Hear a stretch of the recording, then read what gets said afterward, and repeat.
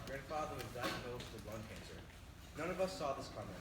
One day he was fine, and the next he was in the hospital. When they told us this news, we were all very scared. They did not know how bad it was or if he would be able to recover from it. A few days later, they told us that tumors, starting from his lungs, have already begun to grow in other places of his body, including his brain. Sadly, the one in his brain was too big to operate on.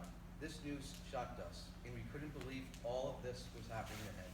The nurse told us that the only step we could take was radiation in an attempt to shrink the tumors. So from that day onward, my grandfather started getting daily doses of radiation. Every day we went to visit him, and I had to watch as he slowly began to lose his hair and get weaker. There were good days and there were bad days, but after a few weeks, it looked like he was beginning to improve.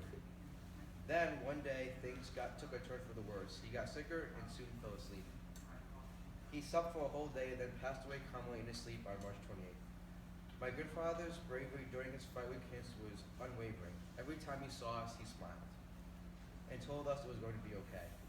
Losing him was one of the hardest things I've ever had to go through. Matthew 5:4 says, "Blessed are those who mourn, for they will be comforted."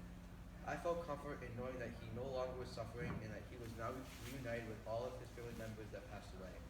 Mourning his loss was tough, but I had God's love to help me through it and to remind me to think of all the amazing times I had with him before he passed away. I would not have been able to go through all of this without God by my side.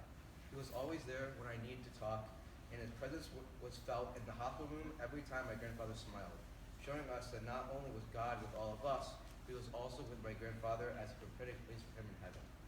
God's presence united our family and helped to keep us focused on making my grandfather's remaining time on earth comfortable.